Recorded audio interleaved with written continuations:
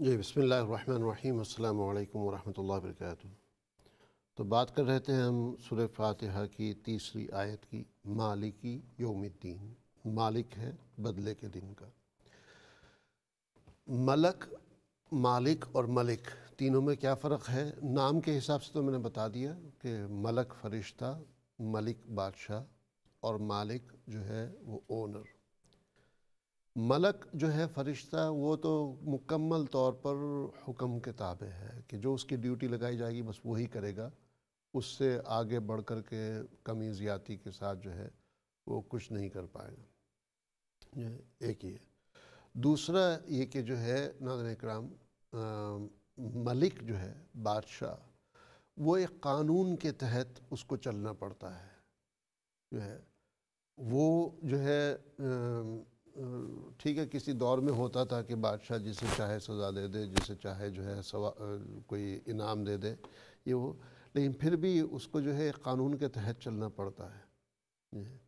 خصوصاً اس دور کے اندر تو جو ہے پورے ریگولیٹڈ قوانین ہیں جس کے تحت بادشاہ کو اپنی بادشاہت گزارنی پڑتی ہے۔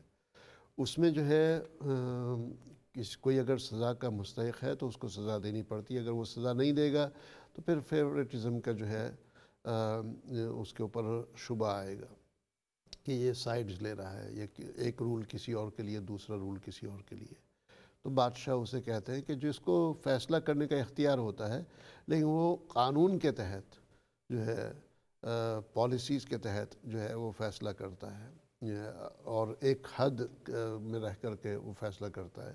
یعنی کوئی بادشاہ دنیا کا ایسا نہیں ہے کہ وہ دنیا کے اس کونے پر فیصلہ کرے اور اس کا فیصلہ جو ہے پوری دنیا کے اندر، ہر ملک کے اندر، ہر شہر کے اندر، ہر گاؤں میں جو ہے اس کا فیصلہ جو ہے جاری ہوتا ہو۔ نہیں، جو ہے بادشاہ وہ لمیٹڈ اور محدود طریقے سے ہوتی ہے، جغرافیکلی بھی اور اختیارات کے لحاظ سے بھی۔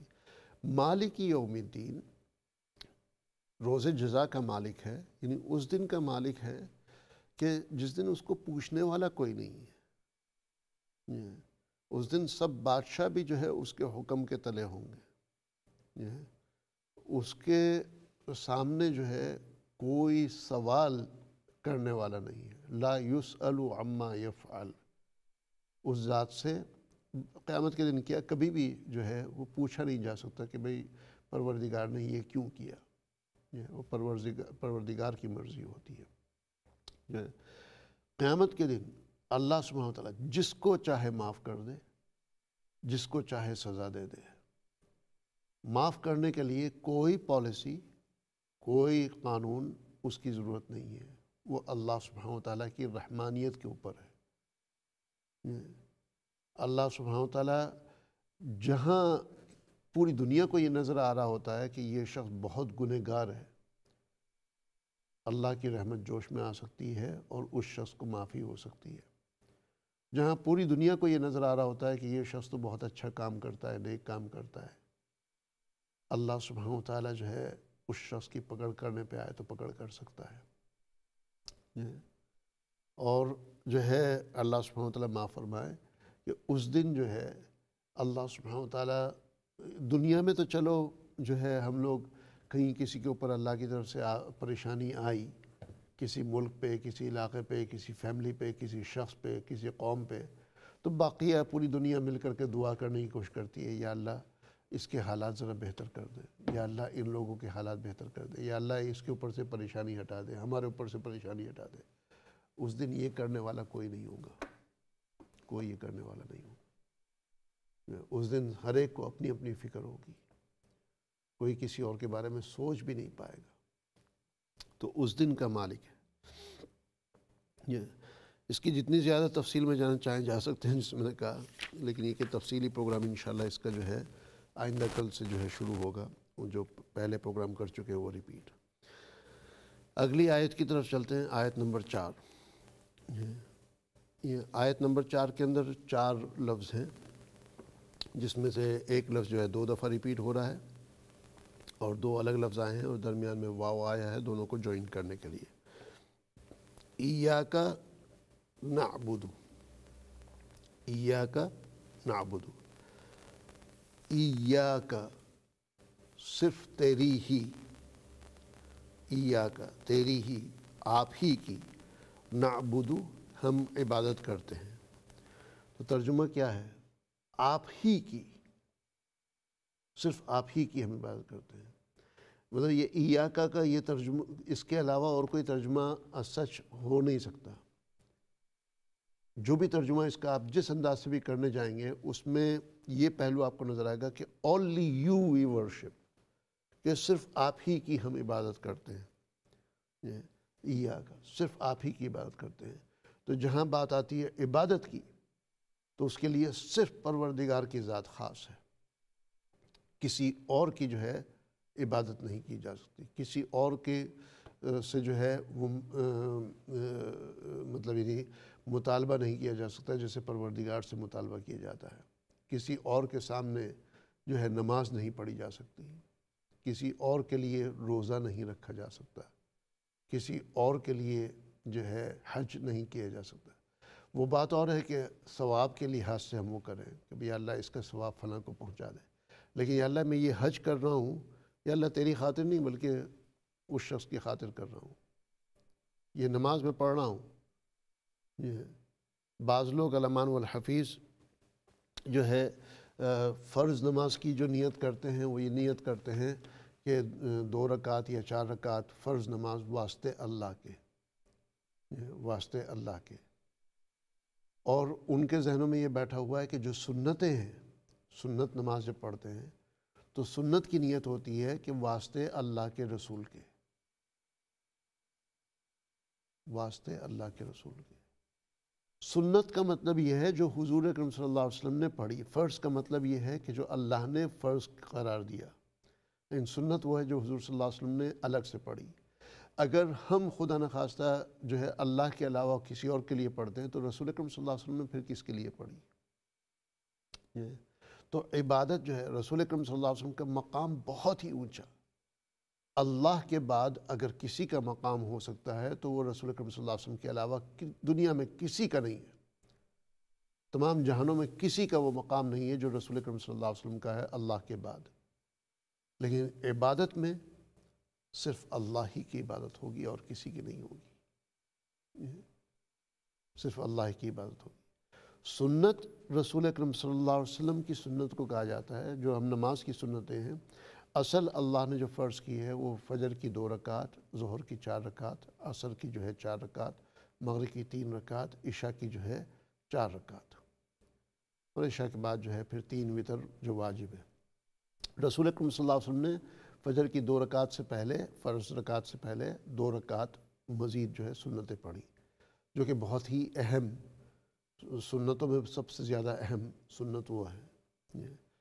اس کے بعد ظہر کے بارے میں اگر آتے ہیں تو ظہر سے پہلے 4 رکعت، ظہر کے بعد 4 رکعت، پھر 2 رکعت 2 رکعت جو ہے سنت اور نوافل سب ملا کر کے۔ تو پہلے 4 سنت، پھر جو ہے 4 فرض، پھر 2 سنت اور 2 نفل، ٹوٹل 12 رکعت ہی ہو جاتی۔ عصر کی نماز ہے تو اس میں جو ہے 4 رکعت سنت، جو اتنا ضروری نہیں ہے جو ہے، لیکن یہ کہ بہرحال پھر بھی سنت ہے، اور 4 فرض۔ مغرب کی نماز ہے تو 3 رکعت فرض، 2 سنت اور 2 نفل، اور عشاء کی نماز میں تو ٹوٹل 17 رکعتیں ہو جاتی ہیں، پہلے 4 رکعت، پھر عشاء کی نماز، پھر سنت نوافل وتر سب ملا کر کے 17 رکعتیں ہوئے۔ تو چاہے آپ نفل پڑھیں، سنت پڑھیں، فرض پڑھیں، واجب پڑھیں، سب کی نیت جو ہوگی وہ اللہ کے لیے ہے، اللہ کے لیے۔ تو ایاک، ہم تجھ ہی، تیری ہی عبادت کرتے ہیں۔ اب یہ کیسے ہو سکتا ہے کہ ہم سورہ فاتحہ کے اندر، نماز کے اندر اللہ کے سامنے یہ دعویٰ کر رہے ہیں، اور پھر نماز سے جیسے ہی ہٹتے ہیں تو ہم یہ دعوے کی خلاف ورزی کرتے ہیں؟ صرف عبادت کے معاملے میں نہیں بلکہ جو ہے مدد مانگنے کے پہلو کے لحاظ سے بھی، وَإِيَّاكَ نَسْتَعِينُ، اور تجھ ہی سے ہم مدد مانگتے ہیں، تجھ ہی سے ہم مدد مانگتے ہیں۔ وَإِيَّاكَ نَسْتَعِينُ، اور آپ ہی سے درخواست اعانت کرتے ہیں، یا درخواست اعانت کی کرتے ہیں۔ اعانت کے معنی مدد جو ہے، تو تیری ہی عبادت کرتے ہیں، ہم صرف تیری ہی عبادت کرتے ہیں۔ اور تجھ ہی سے مدد مانگتے ہیں، وَإِيَّاكَ نَسْتَعِينُ، تجھ ہی سے مدد مانگتے ہیں، تیرے علاوہ اور کسی سے، جس طرح کسی اور کی عبادت نہیں کرتے اسی طرح کسی اور سے مدد بھی نہیں مانگتے۔ ایک ہے دنیاوی حالات کے لحاظ سے ہمیں ایک دوسرے سے مدد مانگنا، جو ہے وہ ہے جو سامنے والے کے اختیار میں ہوتا ہے، آپ کو پتہ ہوتا ہے کہ وہ سامنے والا جو ہے وہ مدد کر سکتا ہے، یہ دنیاوی لحاظ سے ہے۔ مثال کے طور پر جو ہے آپ کو بھوک لگی ہے، جو ہے ایک ہے آپ ہاتھ اٹھا کر کے پروردگار سے دعا کریں کہ یا اللہ مجھے کھانا دے دے، ایک ہے کہ آپ جو ہے کسی کے پاس جا کر کے بھائی مجھے بھوک لگی ہے یار، کچھ بیوی سے کہہ دیا، ماں سے کہہ دیا، بیٹی سے کہہ دیا، گھر والوں سے کہہ دیا، جو ہے باپ سے کہہ دیا، یا کوئی دوست سے کہہ دیا، یا کسی اور کے گھر گئے، کہیں کسی کے یہاں آپ مہمان ہیں، کسی ہوٹل میں گئے، وہاں کہہ دیا یہ یار بھوک لگی ہے کچھ کھلا دیں، کھانے کو دے دو، تو وہ سامنے والے کے اختیار میں ہوتا ہے، آپ کو پتہ ہے کہ وہ دے سکتا ہے، اب وہ دے یا نہ دے وہ الگ بات ہے، جو ہے آپ کو پتہ ہے۔ کوئی جوس والا ہے، شربت والا ہے، آپ جاتے ہیں اس سے جو ہے جوس مانگتے ہیں، یا آپ کو پتہ ہے کہ چلے وہ جوس والا نہیں ہے لیکن آپ کو پیاس لگی ہے، کوئی سامنے سے کوئی گاڑی گزر رہی ہے اور آپ تڑپ رہے ہیں، آپ غربت میں ہیں، افریقہ کے غریبوں میں سے ہیں، یا جو ہے صحراؤں میں آپ بھٹکے ہوئے ہیں اور سامنے سے کوئی گزر رہا ہے جس کے بارے میں آپ کو امید ہے کہ شاید اس کے پاس پانی ہوگا، آپ اس سے کہہ سکتے ہیں یار مجھے پیاس لگی ہے، میری پیاس دور کر دو۔ یہ دنیاوی لحاظ سے آپ مدد مانگ رہے ہیں۔ باس کو آپ کہتے ہیں کہ میرے اخراجات زیادہ ہیں، یہ خرچہ میرے لیے کافی نہیں ہو رہا ہے، میری تنخواہ کچھ بڑھا دے۔ یہ ہے کسی دوست سے یا کسی جاننے والے سے آپ قرضہ مانگتے ہیں، یہ کہ بھائی میری کچھ ضرورت ہے، میری یہ ضرورت پوری کر دیں، تو اس قسم کی مدد مانگنا ہے۔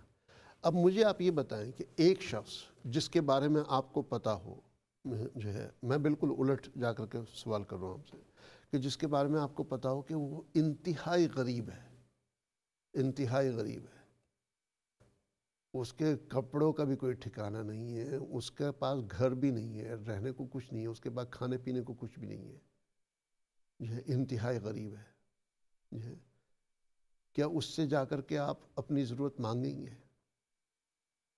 ہرگز نہیں مانگیں گے۔ کیوں نہیں مانگیں گے؟ اس لیے کہ آپ کو پتہ ہے کہ وہ آپ کی ضرورت پوری نہیں کر سکتا۔ تو ایون دنیاوی لحاظ سے بھی ہم اپنی ضرورت کا مطالبہ کرتے ہیں تو ان لوگوں سے کرتے ہیں جن سے ہمیں امید ہوتی ہے کہ جو دنیاوی لحاظ سے ہماری ضرورت پوری کر دیں گے، ٹھیک ہے؟ یہ دنیاوی لحاظ سے ہوئی۔ کیا آخرت کے لحاظ سے آپ اپنی ضرورت کا کسی سے مطالبہ کر سکتے ہیں؟ دعا کی درخواست تو کر سکتے ہیں۔ کیا کوئی دنیا کے اندر جو ہے کوئی گارنٹی دے سکتا ہے کہ بھئی میں آپ کو گارنٹی دیتا ہوں میں آپ کو جنت میں لے جاؤں گا؟ یہ کوئی گارنٹی دے سکتا ہے؟ کوئی یہ گارنٹی دے سکتا ہے کہ بھئی آپ نماز پڑھیں یا نہ پڑھیں آپ کو جو ہے نا نمازیں معاف ہیں؟ جو ہے الا ہے کہ کوئی ایسا شخص ہو جو عاقل بالغ نہ ہو، عقل مند نہ ہو، جس کے اوپر نماز ہی واجب نہیں ہے، فرض نہیں ہے، تو جو ہے کیا کوئی شخص جو ہے مالدار ہے حج پہ جا سکتا ہے؟ کیا دنیا کا کوئی شخص کہہ سکتا ہے کہ بھئی جو ہے صحت مند بھی ہے، ٹریول بھی کر سکتا ہے، تو کوئی کہہ سکتا ہے کہ بھئی آپ کو یار حج پہ جانے کی ضرورت نہیں ہے، حج پہ آپ کو جانے کی ضرورت نہیں ہے، یار حج پہ جانے میں بڑی تکلیف ہوتی ہے، جو ہے تو میرا حج معاف کرا دے، اللہ سے کہہ کے میرا حج معاف کرا دے، اللہ سے کہہ کے میری زکوٰۃ معاف کروا دے۔ کیا اس قسم کی مدد کسی سے مانگی جا سکتی ہے؟ Obviously not. کیا کوئی درخت، کوئی پتھر ہماری ضرورت پوری کر سکتا ہے؟ Obviously not. تو جو ہے ایک ہے مطلب کہ ہمارے معاملات کے حساب سے مدد مانگنا، اس میں بھی ہم پک اینڈ چوز کر کے مانگتے ہیں جو واقعی پوری کر سکتا ہے ہماری مدد۔ اس وقت انسان کا عالم یہ ہے کہ انسان جو ہے ایک درخت کاٹتا ہے، درخت کاٹتا ہے خود اپنے ہاتھ سے، اس درخت کو کاٹ کر کے اس کی لکڑیاں تراشتا ہے اور لکڑی کے جو ہے پھر وہ بت بناتا ہے اور پھر اسی بت کے سامنے خود اپنے آپ کو سجدہ ریز کرتا ہے، پھر اسی بت سے مانگتا ہے۔ کوئی چٹان ہے، کوئی پتھر ہے، اس کو کاٹتا ہے، اس کو تراشتا ہے، اس سے بت بناتا ہے۔ سیمنٹ گارا جو ہے اس کو مکس کر کے خود جو ہے ایک بت کی شکل میں جو ہے کچھ بنا رہا ہے، اور پھر جو ہے اس کے سامنے ہاتھ پھیلاتا ہے۔ یہ ہے۔ تو جہاں ہم اس قسم کے لوگوں کو بیوقوف سمجھتے ہیں، جو ہے باطل پر سمجھتے ہیں، وہیں پر ہمیں اپنی حرکتوں کی طرف بھی توجہ کرنے کی ضرورت ہے، ٹھنڈے دماغ سے سوچنے کی ضرورت ہے اس وقت۔ تو وَإِيَّاكَ نَسْتَعِينُ، یہ بھی نہیں ہے کہ جو ہے آپ آپس میں کسی سے بھی کوئی بھی مدد نہیں مانگ سکتے۔ اس وقت اگر مجھے پیاس لگی ہے اور میں جو ہے کسی کو کہوں یار مجھے پانی لا دو، تو یہ میں مدد مانگ رہا ہوں نا اس سے،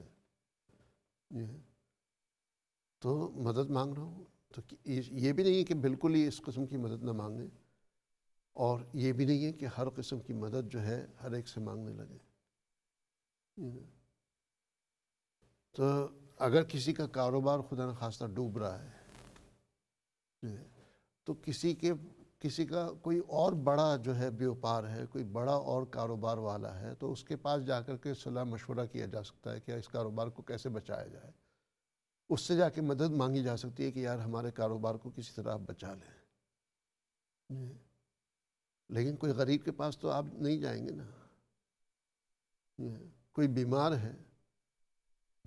بیمار ہے جو زندہ ہے، لیکن وہ چلنے پھرنے کی حیثیت اس کے اندر نہیں ہے، اس کے اندر دستخط کرنے کی حیثیت نہیں ہے، اس کے اندر مطلب بینک ٹرانسفر کرنے کی اس کے اندر سکت نہیں ہے، کیا اس سے جا کر کے آپ مدد مانگیں گے؟ obviously not۔ تو لہٰذا پروردگار ہی کی عبادت کرنی ہے اور پروردگار ہی سے مدد مانگنی ہے۔ وَإِيَّاكَ نَسْتَعِينُ اهْدِنَا الصِّرَاطَ الْمُسْتَقِيمَ، اہدنا دکھا ہمیں، الصراط راستہ، المستقیم سیدھا، کہ ہمیں سیدھا راستہ دکھا۔ اہدنا ہدایت دینا، رہنمائی کر دینا، صراط جو ہے ایک لفظ آتا ہے پل صراط، یعنی پل کا جو راستہ ہے وہ، اور مستقیم سیدھا راستہ۔ مستقیم کے اندر ایک لفظ چھپا ہوا ہے، چھپا ہوا کیا بلکہ اس کے obvious معنی ہے استقامت۔ استقامت کہ ہمیں استقامت کے ساتھ سیدھے راستے پر رکھ۔ استقامت کے معنی ہے پابندی، کچھ بھی ہو جائے اس سے نہیں ہٹنا ہے، کہ سیدھے راستے سے ہمیں ہرگز نہ ہٹا۔ تو اہدنا الصراط المستقیم، اگر صرف سیدھے کی بات ہوتی تو اس کے لیے سیدھے کے لیے اور بھی الفاظ آتے ہیں، وہ الفاظ استعمال کیے جا سکتے تھے، لیکن مستقیم یہ بنا ہے استقام سے۔ استقام اور استقامت جو ہے دونوں کے معنی ہے کسی چیز کو پابندی کے ساتھ کرنا، تو مطلب سیدھے راستے پر ہمیں پابندی کے ساتھ رکھ۔ اسی لیے کہتے ہیں الاستقامت فوق الکرامہ، صراط الذین انعمت علیہم۔ کن لوگوں کا راستے کی بات ہو رہی ہے؟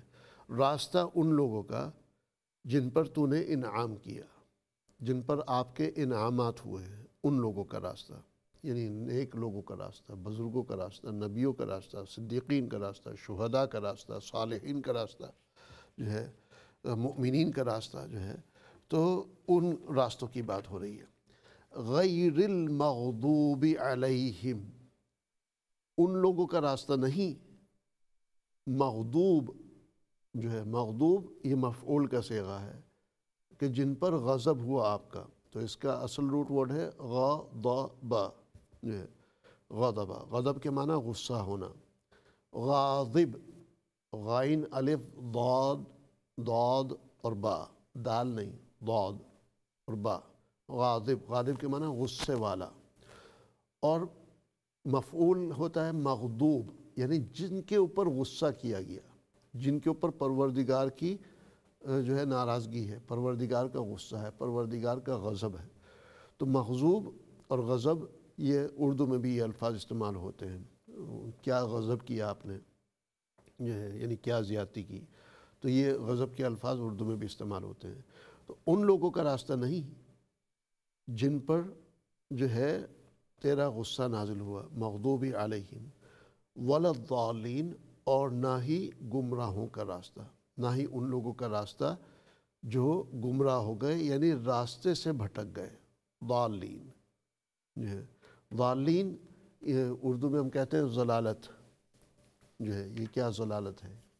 یہ کیا ضلالت ضاد کے ساتھ ہے، وہ ضلالت کہتے ہیں اس کو جو ہے. یعنی کیا گمراہی کی بات ہے، کیا گمراہی کی بات ہے.